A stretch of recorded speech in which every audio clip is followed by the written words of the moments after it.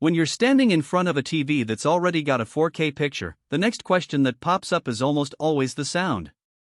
You've probably seen ads promising cinema-grade audio, and you've maybe even tried a cheap soundbar that sounded good for the first half an hour before the dialogue started to feel thin and the bass just didn't have that punch. That hesitation is real. Spending a few $100s on a speaker system that doesn't match the picture can feel like a waste, and the opposite risk, over investing in a setup that ends up gathering dust, is just as uncomfortable. Link is in the description if you want to check the product details on Amazon. In this review I'll walk through how the Sony A9000 actually behaves in a typical living room, what kinds of people will get the most out of it, and where the value really lives beyond the headline specs. First off, the A9000 is not just a single box bar, it's a full theater bar package that includes a separate subwoofer and 2 detachable rear speakers, making a total of 13 drivers spread across the 3 components. That architecture is what Sony calls 360 spatial sound mapping, and it's meant to push sound beyond the flat plane of the TV and fill the room from all angles. In practice, what that means is you'll notice a difference the first time you watch an action movie with a lot of on-screen movement. When a car speeds past on the left, you'll actually feel the sound shift leftward, and when a helicopter flies overhead you'll sense it moving from front to back. It's a subtle but convincing cue that pulls you deeper into the scene. Now, the biggest practical question is whether you'll actually notice the difference in a regular suburban living room, not a dark theater.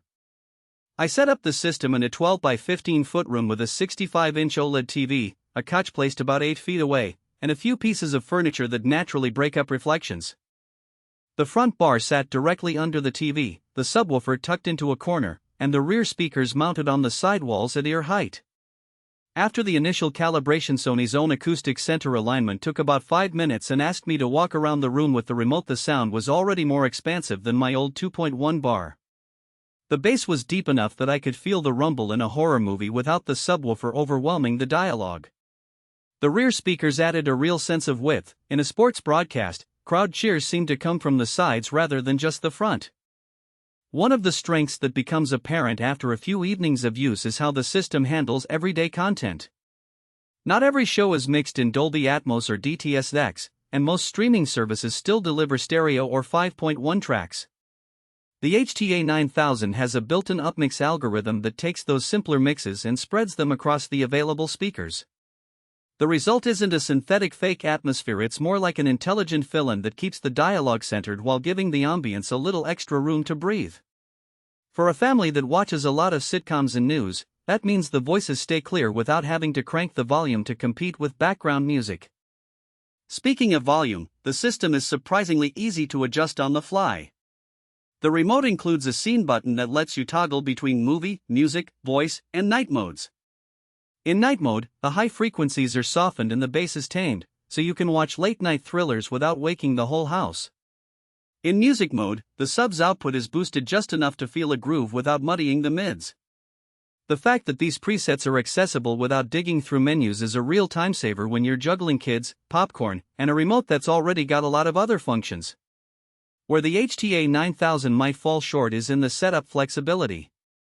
The rear speakers are wired and need to be placed on a wall or a sturdy piece of furniture. There's no wireless option, so you'll have to run a thin cable across the room. In a home where you can't or don't want to drill holes, that can be a deal breaker.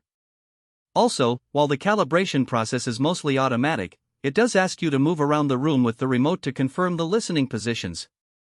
If you live in a very open plan space where the couch isn't the main listening spot, you might need to rerun the calibration more often than you'd like. It's not a huge inconvenience, but it's worth noting if you value a truly plug-and-play experience. Another practical consideration is the subwoofer's placement. Because it's a rectangular box, it performs best when tucked into a corner, or it can reinforce the low frequencies. In a room that doesn't have a convenient corner, say a square layout with the TV centered on a wall, the sub may need to sit on a piece of furniture, which can slightly dull the impact. I tried.